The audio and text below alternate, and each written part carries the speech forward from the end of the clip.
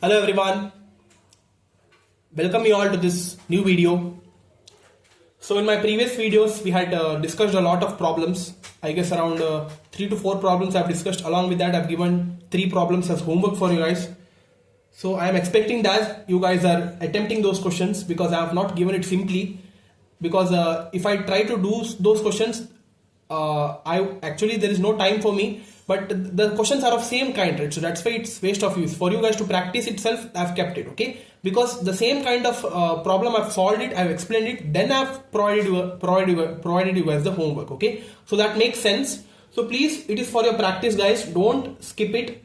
If you are genuinely listening to my videos, you would be definitely commenting down the answers, okay? Simply, I won't be giving you the homeworks. That would be making you practice you very well, because there are high chances that those questions will be asked in the exams also, okay? So don't neglect it, practice it, try to attempt those questions, solve it and provide me the answers in the comments. So in this video, I will be discussing only one kind of problem, okay? It is just a different kind, but still it is very easy if you try to listen to me, okay? So those who are new to this video, those who have not watched the previous videos, like this video, subscribe to our channel, watch all of our previous video, okay? Subscribing is must, you need to subscribe right now, okay? So yeah, let us discuss that one question. That is, this is the 5th question in the series. Yeah. In the circuit shown, steady state is reached when switch K is open. The switch is closed at t is equal to 0. Determine I1, I2, di1 by dt, di2 by dt at t equal to 0 plus, okay? Here we are dealing with two currents here, I1 and I2. So that's why this problem is a bit different, okay? Till now we have seen the circuits of very easy with the switching condition, where we have dealt with only one current, right? But now in this problem we are going to be dealing with two currents, I1 and I2. So that's why the parameters also would be slightly different and it would be a bit tricky, but I've tried to solve it for you guys. I've solved this problem and just explain it, okay? You would be easily understanding it, okay? Yeah. So this is the circuit diagram here. So you see here we have a 20 volt voltage source, here 5 ohm resistance, and this is the switching condition mentioned here based on the question. This is the 10 ohm resistance, and here in this branch I1 current is flowing, in this branch I2 current is flowing. Here we are having one capacitor of 1 microfarad, the inductor of 2 Henry, okay? So let us try to solve this now. Solution: first you write the initial condition, that is at t equal to 0 minus switch is open, at t equal to 0 plus switch is closed, okay? Now equivalent circuit at t equal to 0 minus. Here why you need to be writing at t equal to 0 minus? Because we are dealing with two currents, right? So that's why equivalent circuits, but for both 0 minus and 0 plus you need to be drawing. So that's why I have drawn it here for t less than 0. This is the circuit here. We know that at t equal to 0 minus, this would be open circuit. So that's why this complete branch would be eliminated. So that's why the upper branch I've eliminated here. So we are left with 20 volt, 5 ohm. And here at 0 minus, the current flowing through this is I1 of 0 minus. And here it is I2 of 0 minus, okay? Resistor won't be getting impacted, but the capacitor would be open circuited, right? At 0 minus, I've told you the initial condition would be of a capacitor is open circuit, okay? So that's why I've just eliminated the capacitor here, and in place of that I've written VC of 0 minus, that is voltage across the capacitor, okay? Then here at this branch, resistance would be remaining the same, but in place of inductor we have written a short circuit, because we know that in the equivalent circuit, in the initial condition, inductor would be short circuited, okay? So that's why inductor is short circuited here, and like this the equivalent circuit I have drawn, okay?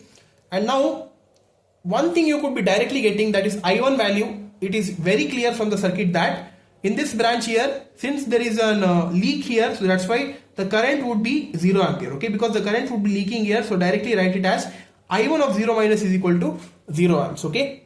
Yeah, because of the open circuit here, this would be 0. So now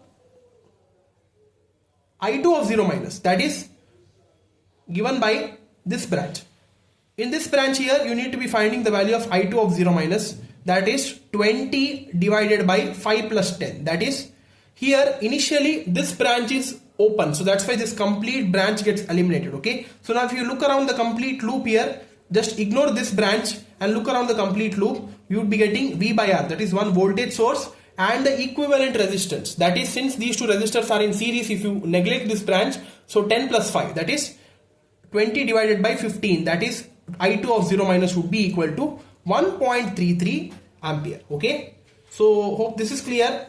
Now next point is capacitor, that is Vc of 0 minus, that is equal to 10 into I2. Here the capacitor is getting charged. Why? Because we are having one current already flowing through it. It is this current is flowing through this circuit for a long time. So that's why, since the current is flowing through this path here, so that's why this capacitor is initially charged. Okay, it is not uncharged. So that's why the value won't be equal to 0. It would be having some voltage. So that's why that you need to be calculating here. Vc of 0 minus, we know that V equal to I into R. So the value of resistor is 10 and the current is I2 of 0 minus, because in this branch we are not having the current, so that's why this current is not there, it is 0. But when it moves from here, it is getting divided, right? So this current would be shifting here, so that's why we are getting 10 into I2. Okay, whatever this answer we have got. So Vc of 0 minus is equal to 10 into 1.33, so that is equal to 13.3 volt. Okay, yeah. Now equivalent circuit at t equal to 0 plus. Now you would be asking me why I have found the voltage value, because in the question they have not mentioned. Now it will be getting used here. You see here, while drawing the equivalent circuit at t equal to 0 plus. Okay, at t equal to 0 plus, this switch would be closed, so that's why the circuit would be at on stage. So here this branch would be existing here. So now 20 volt, this is I1 of 0 plus, this is I2 of 0 plus, so that I forgot to mention here. This is I2 of 0 plus. Okay, yeah.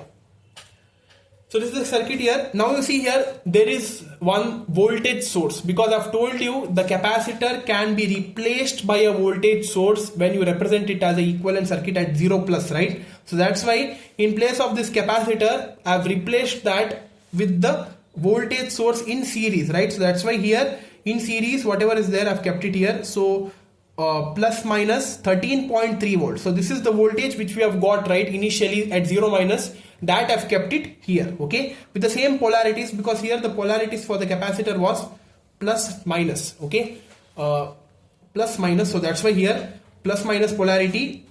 So that is the open circuit path is replaced by the voltage source 13.3 volt. Same goes in this branch also. This 10 ohm resistor and the inductor is replaced by the current source. Okay, so that's why this is 1.33 ampere and 10 ohm. So hope this is clear how the equivalent circuit is built. Now with respect to this, you need to be applying the KVL at loop I1, so that you would be getting the value of I1 of 0 plus, because you have not yet found out the value of I1 of 0 plus. Okay, yeah, so that we'll find it out. But here in this case I1 of 0 minus is 0 ampere, so don't think that I1 of 0 plus is also 0 ampere. Why? Because here we are tracking the current through the capacitor, not through the inductor. Okay, here in this branch we are checking the current through capacitor, right? So for inductor this condition would be satisfied, that is 0 minus and 0 plus would be same. But here since it is a capacitor here, so you cannot be doing that. So hope that is clear. So yeah, apply KVL at this loop. Before that, this is the initial conditions which you need to be knowing before trying to apply the KVL. That is Vc of 0 plus is equal to Vc of 0 minus, that is voltage across the capacitor. We know that it remains same instantaneously, it would be unchanged. So that's why whatever 0 minus is there, 0 plus also would be the same. So that is 13.3 volt. I2 of 0 plus and I2 of 0 minus, that is at this branch. Now you see here at this branch whatever the value we have got, that would be same as 0 plus. Why? Because at this branch we are having an inductor, right? So that's why it would be remaining the same. Okay, so that's why I2 of 0 plus is equal to I2 of 0 minus is equal to 1.33 amp. So these are the initial parameters which you need to be knowing before applying the KVL. Now apply KVL at this loop here, at this loop, in order to find this current. So start from here, plus 20 minus 5 ohm resistor you neglected, because here this 5 ohm resistor will not be coming into the picture only because here we are not having any current or nothing, right? So that's why this complete branch, this complete loop would be nullified. Okay, so that's why this you neglect it. So that's why just neglect it and start it from here. So minus 10 I1 of 0 plus, the loop current, minus 13.3 is equal to 0. Okay, so 10 I1 of 0 plus is equal to this 13.3. this 10 I1 of 0 plus, you bring it to other side, it will be plus. So 20 minus 13.3 is 6.67. So I1 of 0 plus is equal to 6.67 divided by 10. I1 of 0 plus is equal to 0.67 amperes. Okay, like this we have found out the value for only I1 till now. Okay, I1 and I2 values are found out, that is I1 is 0.67 and I2 is 1.33. Now we are finding the values for next parameter, that is the differentiation of I1 and differentiation of I2. So that let us see now. For that again we need to be drawing the equivalent circuit in terms of capacitors and inductors. Okay, that is again for t greater than or equal to 0 plus, equivalent circuit you draw it again. Here for 0 plus again the above circuit is neglected because the resistor is not at all for helping the circuit, so that's why the above branch along with the resistor I have just neglected it out.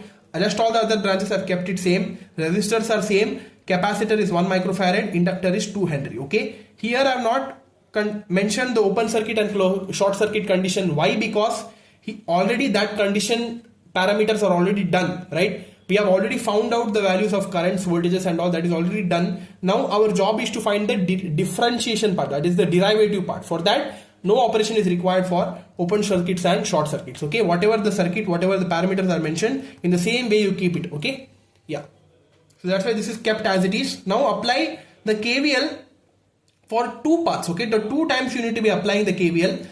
They are mentioned here. So you see here, apply KVL to path 20 volt 10 ohm 1 microfarad. That is the outer that is the inner loop here. Okay, that is for this loop. For this loop you need to be applying the KVL. Okay, so that's why we are doing two loops, that I'll tell you later, you'll get to know. Okay, yeah. For this loop you first apply, outer sign is 20, then minus 10 I1 of t minus the capacitor, that is 1 by C into I of t dt, right? So that's why 1 by 10 power minus 6 integration of I1 of t dt is equal to 0. Okay, so now these two terms if you bring it to other side it will be plus. So 10 I1 of t plus this is 10 to the power plus 6 here, if you bring it to the numerator, integration of I1 of t dt is equal to 20. Okay, so this 20 I have written it. So name this as equation 1 because this equation we are using it further while solving for the second derivative. Okay, so name this as equation 1. Now this equation 1 is there, right? Here we are having the terms I of t, but we require the differentiation, right? The first derivative. So that's why here this equation only differentiate this equation only with respect to t, that is differentiate the above equation with respect to t. So that's why 10 di1 by dt plus 10 to the power 6 integration term goes I1 of t is equal to differentiation of 20 is 0. Okay, so 10 di1 by dt at t equal to 0 plus 10 to the power 6 I1 of 0 plus is equal to 0. So 10 di1 of 0 plus by dt plus 10 to the power 6, and I1 of 0 plus we have found it initially. Here we have already found the value of I1 of 0 plus, that is 0.67 ampere. That you substitute it here. Okay, 0.67 is equal to 0. So d I1 of 0 plus by dt is equal to minus 10 to the power 6 into 0.67 divided by 10. Okay, so d I1 of 0 plus by dt is equal to minus of 0.67 10 to the power 6 divided by 10 to the power 1, that is 10 to the power 6 minus 1 10 power 5. So that's why answer is minus 0.67 into 10 power 5 amperes per second. Okay, so in this way we have found di1 by dt. Now our job is to find di2 by dt. So that's why we have applied KVL at this loop, so that at this loop the current flowing is I1. Now you need to be applying the KVL at the outer loop, because at the outer loop we are having the current I2, right? So that's why you need to be applying the KVL at the outer loop, that is 20 volt 10 ohm 2 Henry, 20 volt 10 ohm 2 Henry. Okay, at that direction you apply, that is 20 minus 10 I2 of t minus 2 Henry, so 2 into di2 of t by dt, that is equal to 0. So these two terms you bring it to other side, so 10 I2 of t plus 2 into di2 of t by dt equal to 20. Okay, so now directly at t equal to 0 plus, you don't need to name it as equation to differentiate. Why? Because directly we are already having the term based on the inductance, because inductance in terms is defined in terms of first order derivative only. So that's why directly we have got it here, so that's why no need to differentiate again. So I didn't realize that, so that's why I have directly written the differentiation and cut it off, so it's not required. Okay, yeah. So directly write at t equal to 0 plus 10 into I2 of 0 plus 2 times di2 of 0 plus by dt is equal to 20, and I2 of 0 plus also we have found it in the circuit only, that is 1.33 ampere. That you substitute it here, plus 2 into di2 by dt is equal to 20. 13.3 plus 2 into di2 by dt equal to 20. So 13.3 you bring it to other side, 2 you divide it, so that's why di2 by dt is equal to 20 minus 13.3 divided by 2. If you solve it, you would be getting the answer as di2 by dt is equal to 3.35 amperes per second. Okay, so like this the problem needs to be approached, and like this the many circuits they would be asking. I forgot to give you the homework for this. I had actually prepared it, but still because I'm not getting that response from you guys while solving the homeworks. I expect a lot of answers in the comments, but still you're not giving, so I thought not to give the homework here. Okay, yeah, so that's all for this video. Those who have not watched my previous videos, go and watch it. Okay, so we'll see you in the next video with one more circuit. Till then, thank you.